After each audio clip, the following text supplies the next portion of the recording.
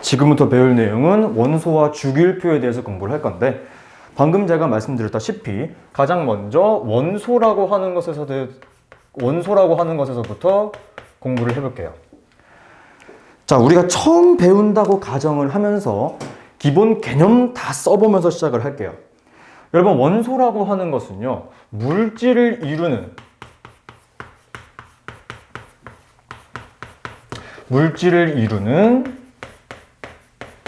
기본적인 성분을 이야기합니다. 기본 성분을 이야기해요. 자, 이렇게 얘기하면 사실 어느 누가 옳다구나, 아 그렇구나 하고 바로 이해를 하겠니? 어려워. 굉장히 어려운 개념일 거야. 그래서 저는 여기다가 김병겸만의 설명을 좀 덧붙일게요. 자, 우리는 원소라고 하는 개념을 이렇게 얘기하겠습니다. 종류적 개념이다. 종류적 개념이다. 그 다음으로는 이 원소라고 하는 친구는 셀 수 없다.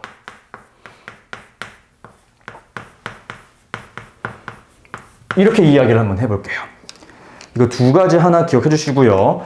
두 번째로는 원자라고 하는 친구에 대해서 공부를 한번 해볼게요. 원자. 자, 원자는요, 물질을 이루는 기본 입자야. 물질을 이루는 기본 입자. 자, 우선 정의를 봄으로 인해서 원소랑은 확실히 다르다라고 하는 거 느껴지긴 하죠. 자, 근데 이것만 보더라도 한 번에 뭔지는 감이 잘 안 올 거야. 그래서 여기다가도 김명겸적인 표현을 한번 덧붙여 주자면요, 원자라고 하는 친구는 개수적 개념입니다. 개수적 개념. 그리고 이 친구는 셀 수 있어요.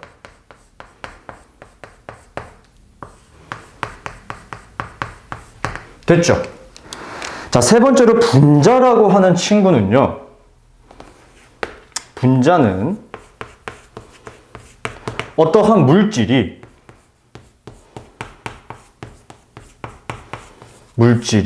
성질을 가지는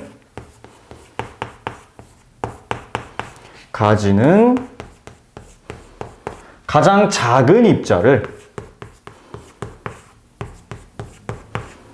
우리는 분자라고 이야기를 합니다. 그래서 사람들이 대부분 분자는 어느 정도 이해가 쉬워져요. 왜? 성질이라고 하는 단어가 들어오게 됨으로 인해서 의외로 편하게 접근하는데, 분자도 제가 김명겸만의 설명을 덧붙인다 하더라도 그냥 성질적 개념이라고 이야기를 합니다. 성질적 개념.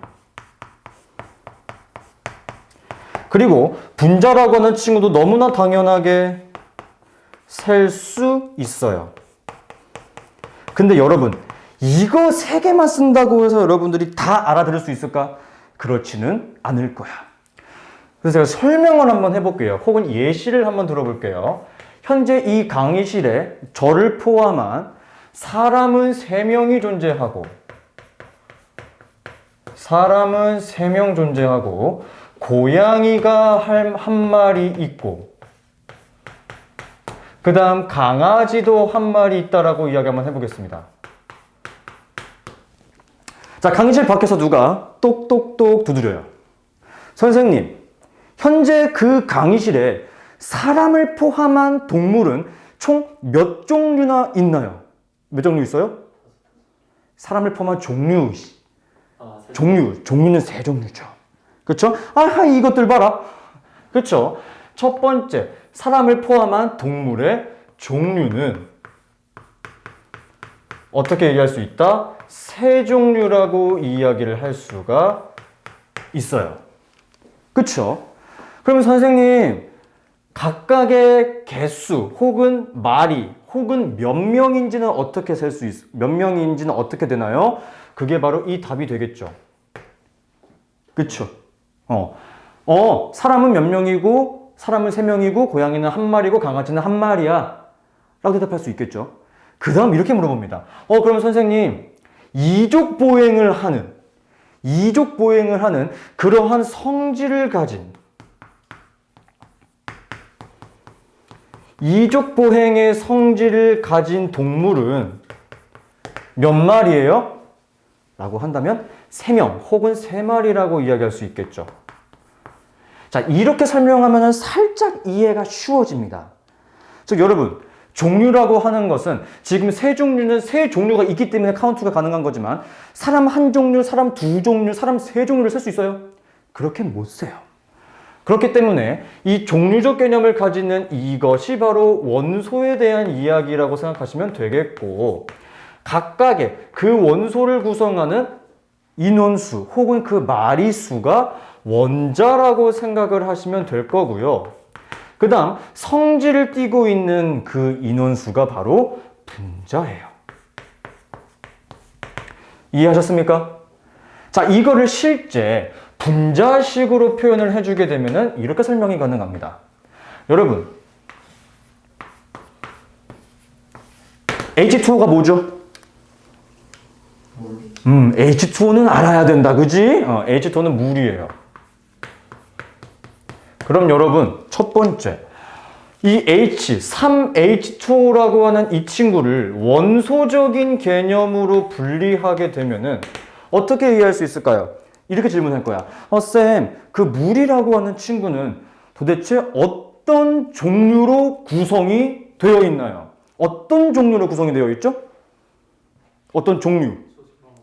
그렇지. 이해했어? 셀 수 없는 개념이기 때문에 그냥 단순하게 수소와 산소로 구성되어 있다. 그쵸?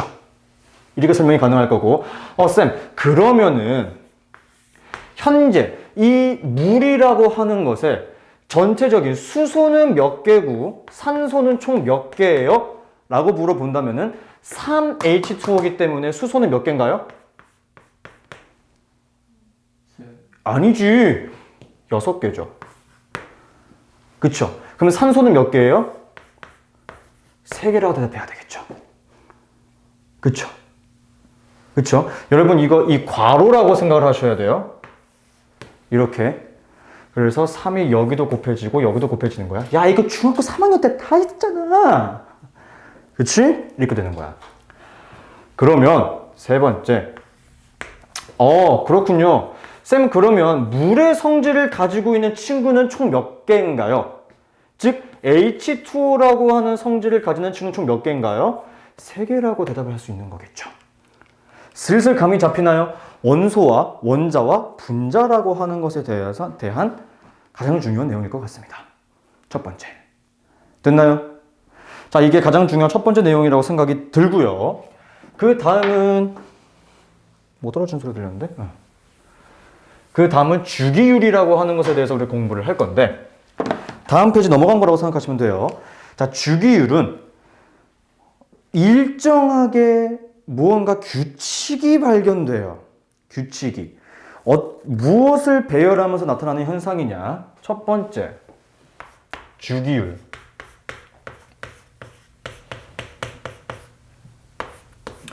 자, 이 주기율이라고 하는 것은요, 화학의 역사가 발전됨에 따라서 수소랑 산소, 즉 이런 원소라고 하는 것들이 계속해서 발견이 됩니다. 근데 걔네들을 마구잡이로 이렇게 널어놓으면은 구분이 안 되잖아. 그래서 비슷한 성질을 가진 친구들끼리 조금씩 모으고 정리하기 시작하면서 일정한 규칙이 발견되는데, 그 정리하는 기준이 바로 원자 번호 순서로 정리를 했어요. 원자 번호 순서로 정리하다 보면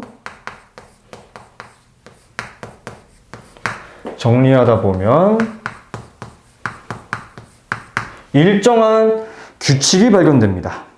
오케이? 일정한 규칙.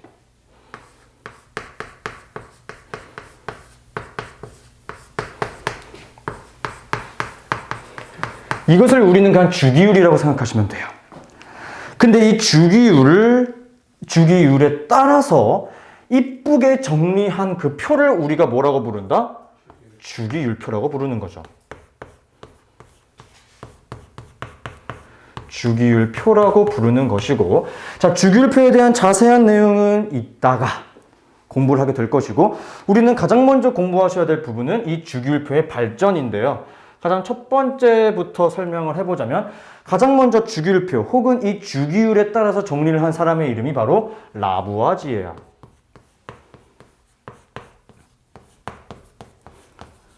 이 영상 찍을 때 할 말은 아니지만 라부아지에는 정말 어마어마한 또라이예요. 얘기했던 거 기억나니? 프랑스 대혁명 때 어떻게 과학자라고 하는 사람이 목 잘려 뒤져요. 네, 간단하게 이야기를 해드리자면 우리 중학교 2학년 1학기 1단원에서 물을 주철관에 넣어서 물이 원소가 아님을, 즉 수소랑 산소로 구성되어 있다고 하는 것을 알아낸 사람이 라부아지에야. 엄청 대단한 사람이지. 그런데 세금 관리를 하던 분이시거든요. 그러니까 국세청에서 일하시던 분이야. 근데 국민들의 세금을 삥땅 쳐가지고 다이아몬드를 사요. 그것도 이미 미친놈이죠. 근데 그 다이아몬드를 갈아버림으로 인해서 야 다이아몬드는 탄소야 라고 하는 것을 밝혀낸 사람이에요. 국민들의 세금으로. 목 잘려 뒤져요. 대단한 사람이야. 어마어마한 또라이죠. 근데 이거 확실하지 않을 수도 있어요. 근데 와우, 엄청난 사람입니다. 네. 이런 사람도 있었고, 그래도 이 라부아지에 때문에 화학의 역사가 굉장히 많이 발전됐어요. 그건 사실입니다. 기억해 두셔야 되고요. 그 이후에는 되베라이너라고 하는 사람이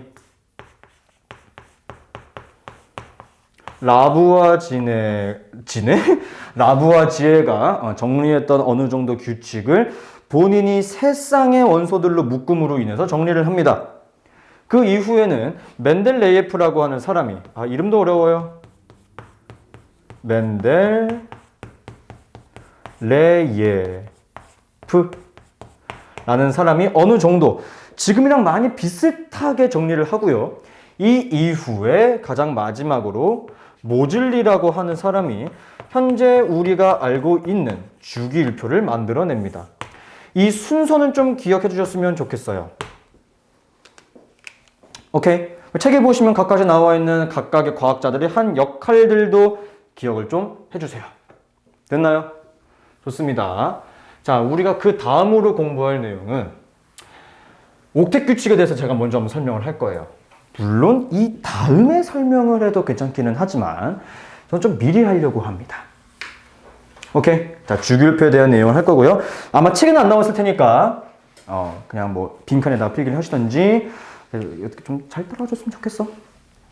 자, 이거 지우고 제가 뭘 쓸 거냐면요. 주기율표를 다 쓰진 않을 거고 세 번째 줄 먼저 한번 써볼게요. 자, 가장 먼저 나트륨,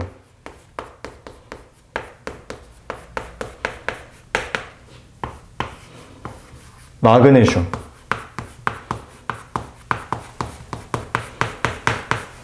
그 다음 알루미늄,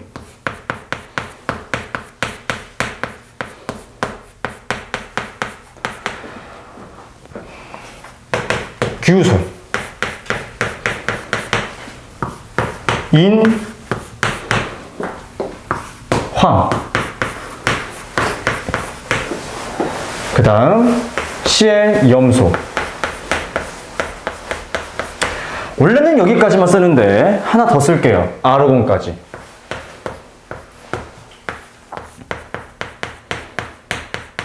자, 이거 여기까지 쓰겠습니다. 자, 여기 원자번호를 하나씩 쓰게 되면 어떻게 되냐면은 나트륨부터 11, 12, 13, 14, 15, 16, 17, 18번입니다. 됐죠?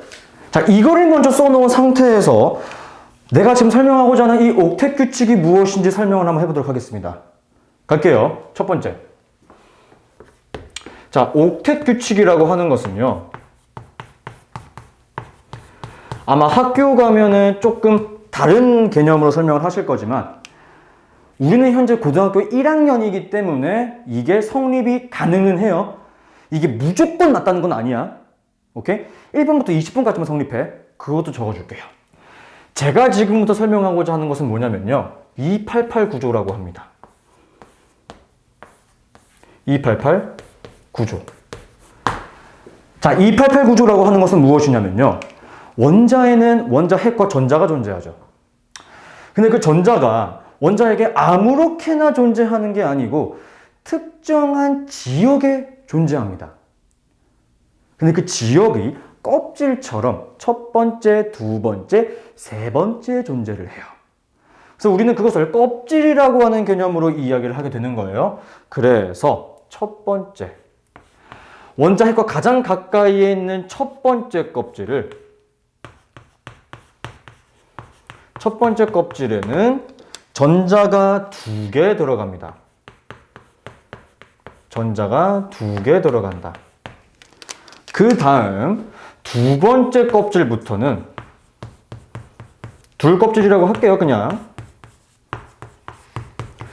두 번째 껍질에는 전자가 8개 들어갑니다. 최대로 들어갈 수 있는 거야. 그 다음 세 번째 껍질 있죠? 셋 껍질이라고 그냥 쓸게요. 셋 껍질에는 전자가 최대 8개가 들어갑니다. 여러분 근데 아셔야 될 게 1번부터 20번까지만 성립하는 거야. 이 친구는. 그 이후에는 아닐 수도 있어. 1번부터 20번까지만 얘기하는 거야. 자, 이렇게 되는 거예요. 자, 그러면 우리가 한번 해봐야 되겠다. 그쵸? 다 할 거야. 여기서 쭉 한번 다 써볼 거야. 첫 번째. 자, 여러분. 나트륨이라고 했습니다. 나트륨 몇 번이라고 써있죠? 11번. 자, 여러분. 여기서 우리가 한 가지 기억하셔야 될 것 중에 하나. 이따가 배우게 될 거고, 근데 지금 미리 설명할 겁니다. 제가 지금 칠판에 써놓은 저 원자 번호 있죠? 이건 이렇게 쓸게요. 이 원자 번호가 의미하는 바가 결국에는 원자핵이 가지는 전하량입니다. 원자핵의 플러스 전하량. 그리고 우리가 중학교 2학년 때 공부했죠. 원자핵이 가지는 플러스 전하량과 전자의 개수는 항상 어떻다? 같다. 그래서 원자 번호, 즉 원자핵의 전하량, 즉 전자의 총 개수. 정확히 일치합니다.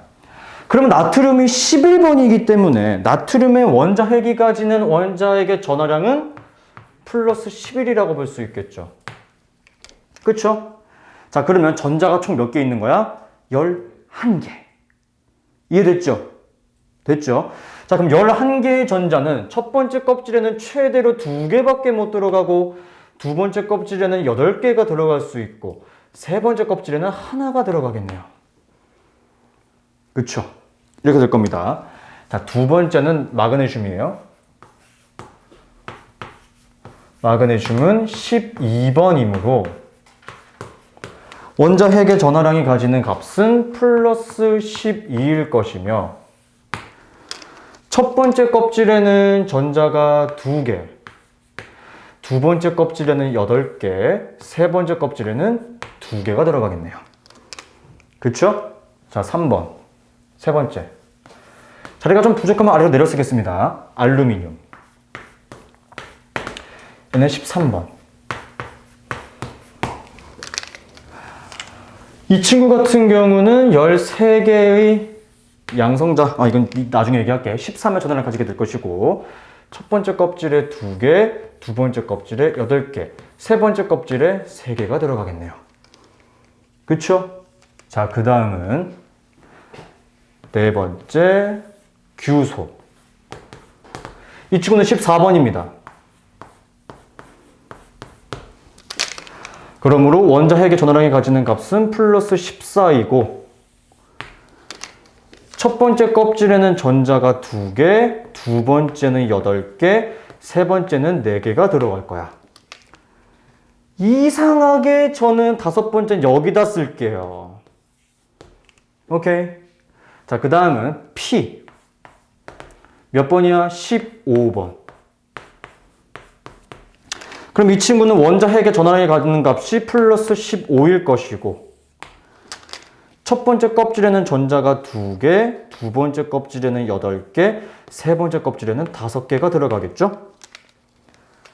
다음 6번 S 16번. 그러므로 원자핵의 전화량도 플러스 16일 것입니다. 첫 번째 껍질에는 전자가 2개, 두 번째 껍질에 8개, 세 번째 껍질에 6개. 마지막 7번째까지만 우선은 그려볼게요. Cl, 염소 17번입니다. 아, 이거 더럽게 오래 걸리네. 17번. 첫 번째 껍질에 2개, 두 번째 8개, 세 번째 7개야. 자, 지금부터 뭘 할 거냐? 얘들아, 이 옥텟 규칙에서 가장 중요한 거 제가 좀 설명 안 하고 넘어왔는데 그 이유가 있어요. 여러분, 이 옥텟 규칙은요, 가장 중요한 특징 중에 하나가 존재하는 모든 원소들은 이 옥텟 규칙을, 즉, 첫 번째는 2개, 두 번째 8개, 세 번째 8개를 어떻게 하고 싶어 한다? 그렇지. 반드시 만족하고 싶어 해. 만족하고 싶어 해. 얘들아, 지금 나트륨 세 번째 껍질 전자 하나 있어. 만족하니 안 하니? 못하죠. 그럼 여러분이 나트륨이라고 하는 친구는 그러면 옥텟 규칙을 만족하기 위해서 전자를 받아오는 게 나을까? 전자를 버리는 게 쉬울까? 버리는 게 쉽겠죠. 그럼 얘를 버려요. 그쵸? 마그네슘도 6개를 가지고 오는 것보다는 2개를 버리는 게 낫겠죠. 그쵸? 알루미늄도 마찬가지로 5개를 가지고 오는 것보다는 3개를 버리는 게 낫겠죠. 그쵸? 그래서 우리는 알 수 있는 사실이 무엇이다? 맨 위에 있는 나트륨, 마그네슘, 알루미늄이라고 하는 친구들, 즉 여기까지는 전자를 버려요. 이해하셨습니까? 이 세 친구들은 전자를 버립니다.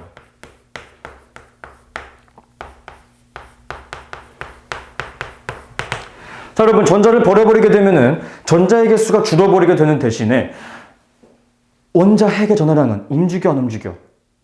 절대 움직이지 않는다고 공부했어. 그렇죠? 그렇게 됨으로 인해서 전자를 버리게 되는 위에 나트륨, 마그네슘, 알루미늄 같은 친구들은요, 항상 양이온이 됩니다. 양이온이 됩니다. 그럼 여러분 반대로 아래쪽에 있는 PSCl을 한번 보도록 할게요. 이 친구는 전자를 버리는 게 나을까? 가지고 오는 게 나을까? 가지고 오는 게 낫겠죠. 3개의 전자를 가지고 오는 게 나을 거고요. S라고 하는 황은 전자 2개를 가지고 오면 되겠죠. 맞으면 염소라고 하는 Cl은 전자 1개를 가지고 오는 게 쉬울 겁니다. 아하. 즉 우리는 아르곤 제외하고 여기 이렇게 존재하는 세 친구들은 전자를 어떻게 하는 것이 더 유리하다? 가지고 오는 것이 훨씬 유리하다. 전자 얻는다라고 할게요. 그러므로 이 친구들은 원자핵의 전화량은 움직이지 않은 고정된 상태에서 전자의 개수가 3개, 2개, 1개를 더 얻어옴으로 인해서 전자의 총 개수가 더 많아지는 일이 발생합니다. 그러므로 이 친구는 음이온이 돼요. 됐나요? 그럼 이제 궁금해해야지. 쌤, 얘는요? 전자 4개를 버리는 것도 가능할 것 같고 4개를 받아오는 것도 가능할 것 같은 친구야. 그치? 그러므로 이 친구는 전자를 버리는 것도 가능하고 버리기 가능, 얻기 가능입니다. 근데 여러분 우리 잘 봐요. 전자를 버린 친구들이 대부분 어떤 원소들이죠? 금속 원소들이야. 그리고 전자를 얻어온 친구들은 대부분 어떤 원소들이야? 그 비금속 원소들이야. 즉 규소라고 하는 친구는 전자를 버릴 수 있는 특징, 즉 금속 원소의 성질이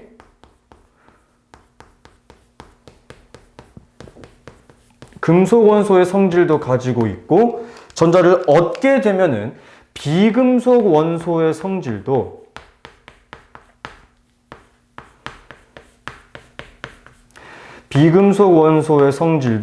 골고루 가지게 되는, 우리 이 친구들을 뭐라고 부르게 된다? 준금속이라고 부르게 돼요. 됐죠? 자, 칠판을 꽉 채울 정도로 정말 중요한 내용에 대해서 제가 지금 설명을 한 겁니다. 아시겠죠? 됐죠? 굉장히 중요한 내용이에요, 여러분. 됐나요? 좋습니다. 제가 오른쪽에 썼던 것은 우선 그대로 냅두고 왼쪽에 있는 친구만 한번 지워볼게요. 자, 이제는 정말 책에 나와 있는 교과서적인 내용을 다뤄보려고 하는 겁니다. 자, 여러분, 책에 나와 있는 주기율표 살짝 한번 보게 되면요, 족과 주기라고 하는 친구가 나오게 될 거야. 자, 그거를 제가 좀 칠판에 써놓은 내용으로 설명을 한번 해보도록 할게. 첫 번째, 주기율표.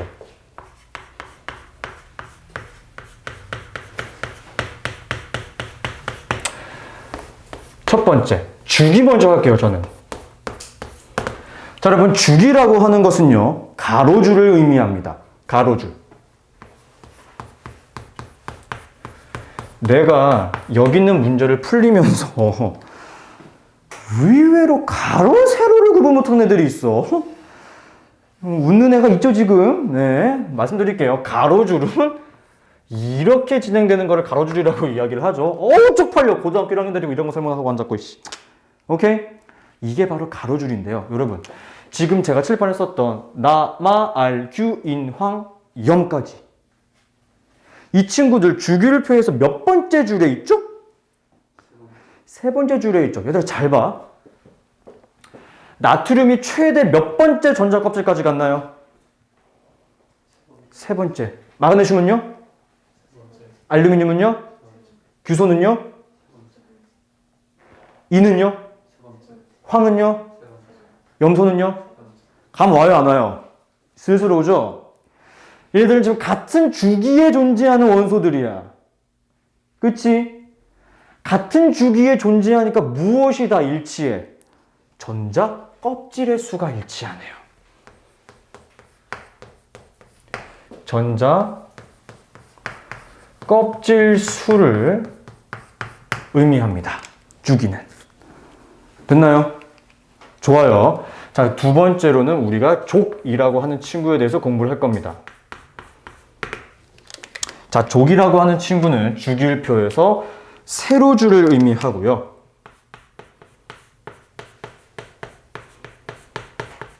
세로줄을 의미하고요. 자, 이렇게 내려오는 줄을 의미합니다. 자, 지금 이걸로는 판단이 불가능하기 때문에 살짝 한번 지워보고,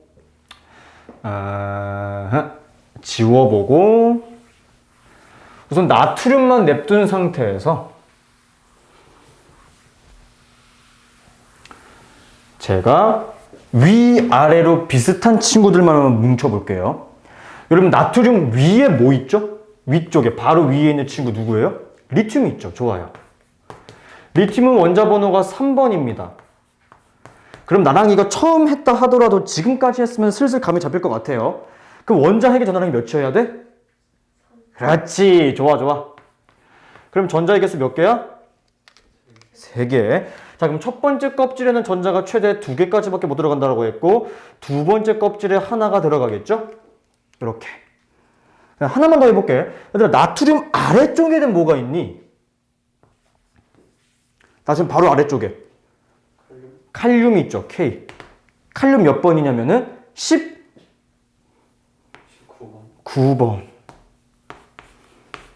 그러면 이 친구는 원자 핵의 전하량이 플러스 19일 것이고, 첫 번째 껍질에 전자가 2개, 두 번째 껍질에 8개, 세 번째 껍질에 8개, 네 번째 껍질에 하나가 들어가겠죠. 됐죠? 자, 그 다음은 헬륨 바로 옆에 있는 원소도 다뤄보도록 할게요. 네 번째, F, 플루오린. 이 친구 몇 번이냐면은 7번이에요. 그러면은 눈치껏 플러스 7이라고 볼 수 있을 것이고, 첫 번째 껍질에는 전자가 2개, 두 번째 껍질에 몇 개? 5개. 어이? 미안, 9번이구나. 쪽팔려. 이런 거 올라가면 안 되는데. 이런 거 올라가면 안 되는데. 실수했어. 이거 편집도 배워야 돼? 이러다가 또 이거? 세상 귀찮게 만드네. 9번이죠. 첫 번째 껍질에 2개, 두 번째 껍질에 7개가 들어갑니다. 그렇죠? 자, 그 다음은 플루오린 아래쪽에 있는 친구는 아까 우리가 공부했었던 Cl, 염소예요. 이 친구는 17번이고요. 원자핵의 전하량은 플러스 17이고, 그럼 첫 번째 껍질에 전자가 2개, 두 번째 껍질에 8개, 세 번째 껍질에 7개가 들어갑니다. 이것만 할게요. 그 다음 우리가 모르니까. 자, 이것까지 보고 나면은 여러분, 나트륨은 제일 첫 번째 세로줄이죠. 그쵸? 그리고 플루오린이랑 Cl 같은 경우는 제일 오른쪽에서 한 칸 옆으로 간 친구들이죠. 공통점이 보이지 않나요? 가장 마지막 껍질의 전자가 몇 개야? 얘는 7개예요. 아하. 그러면 여러분, 세로줄이 의미하는 것은 제일 바깥쪽 껍질에 존재하는 전자의 수를 의미하는 것이다. 이렇게 이야기를 할 수가 있습니다. 그런데 족은 우리가 하나 더 얘기할 거죠. 우리가 알고 있는 1번부터 20번까지에 존재하는 족은요, 기억하셔야 될 게 1족부터 2족까지 나오고요. 그 다음부터는 13족에서 18족까지 존재합니다. 그러므로 이렇게 제 최외각 전자수가 1인 친구들은 1족이에요. 하지만 최외각 전자수가 7개인 친구들은 7족이 아니고 17족이다. 이거 하나 기억해 두시는 게 좋을 겁니다. 이거 17쪽이라고 나와 있는데 오타일 거예요, 그러면. 네, 이렇게 생각하시면 돼요. 이것까지 기억해 두시면 되겠습니다.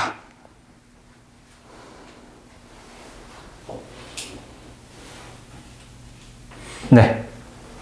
그 이유가 뭐냐면은 18적 원소는 그럼 제 바깥쪽 껍질이 8개인데 내가 아까 얘기했지. 이 88 구조가 세 번째 껍질부터는 8개가 아닐 수도 있다라고 이야기를 했죠. 그래서 그런 거예요. 오타는 아니고 더 정확하게 이해하기 위해서 그런 겁니다.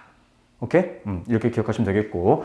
자, 여기서 우리가 한 가지 더 공부할 내용이 하나가 있는데 그것까지 하고 10분 쉴게요. 뭐냐면요. 이 친구가 나와요.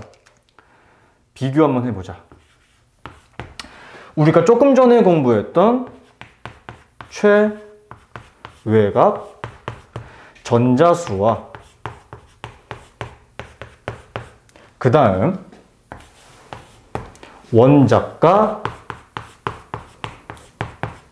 전자야. 자, 저 두 친구는 굉장히 비슷하면서도 다른 특징을 가지고 있어요. 첫 번째, 최외각 전자수라고 하는 친구의 특징은 뭐냐면요. 단어 그대로 해석하시면 돼요. 그냥 제일 바깥쪽 전자 껍질에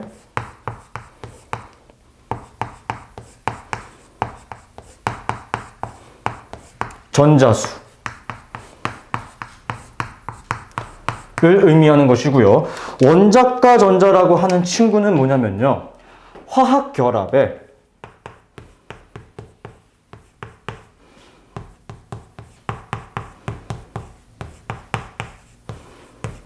참여하는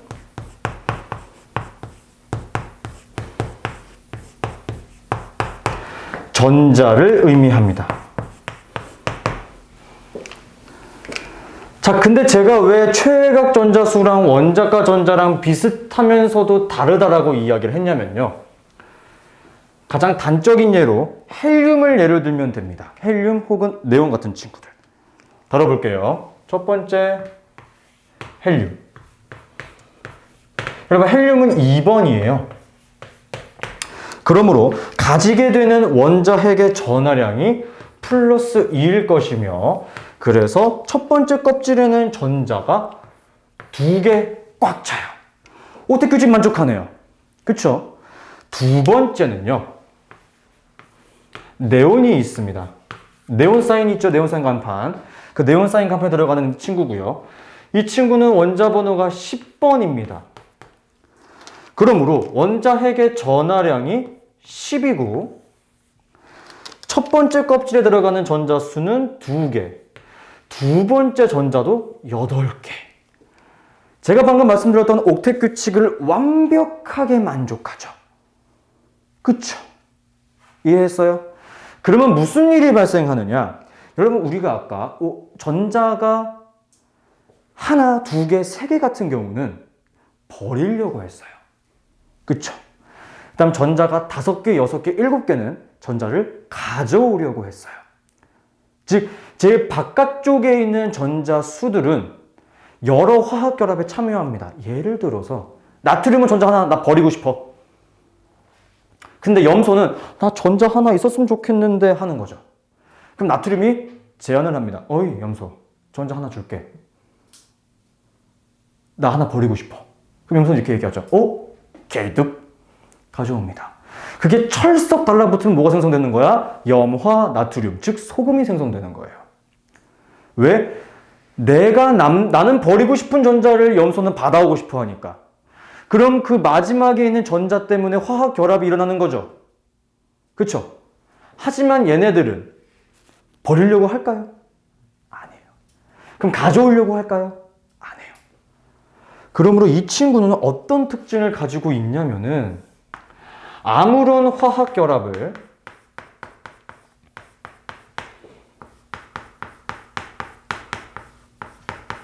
하지 않아요. 오케이? 즉, 여러분, 원자과 전자는 화학 결합에 참여하는 전자를 의미한다라고 이야기했죠. 그쵸? 그러면 이 화학 결합에 참여하지 않는 헬륨과 네온의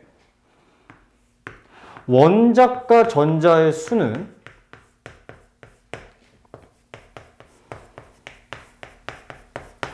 어떻게 되겠습니까? 없다. 0개예요. 하지만 이거는 색깔 맞춰서 쓸게요. 하지만 그냥 단순하게 제일 바깥쪽에 존재하는 전자수, 즉 최외곽 전자수는 어떻게 되겠어요? 헬륨은 2개, 네온은 8개라고 생각하시면 되는 거예요. 그쵸? 엄밀히 다르죠? 근데 여러분, 헬륨과 네온이 어디에 위치해? 18쪽에 위치하죠. 그 18쪽 원소를 제외하면은 다 동일합니다. 1번부터 20번까지는 최외곽 전자랑 원자과 전자랑 일치해요. 이해하셨습니까? 그래서 간단하게 정리를 하게 되면은 결국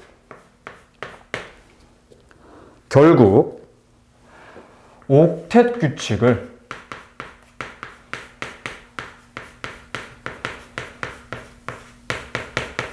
만족하는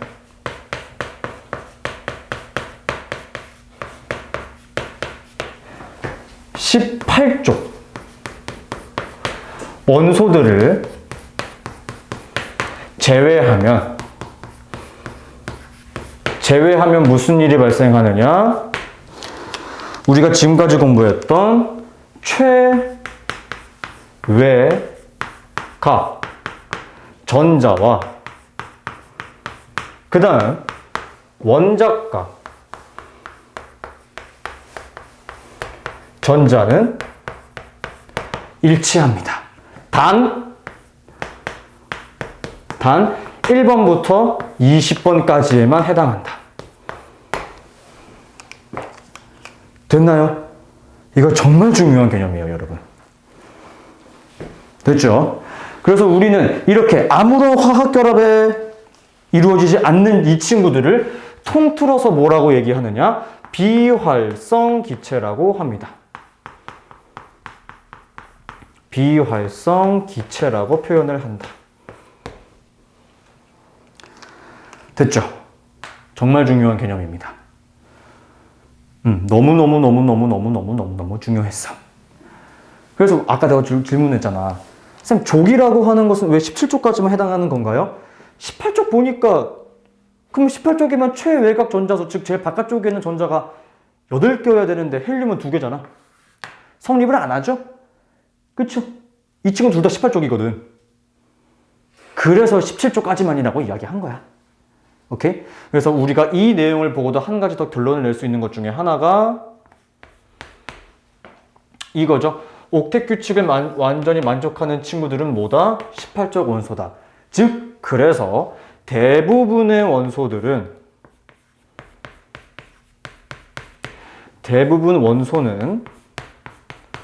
무엇이 되려고 노력한다? 18쪽 원소가 되고 싶어 한다. 왜?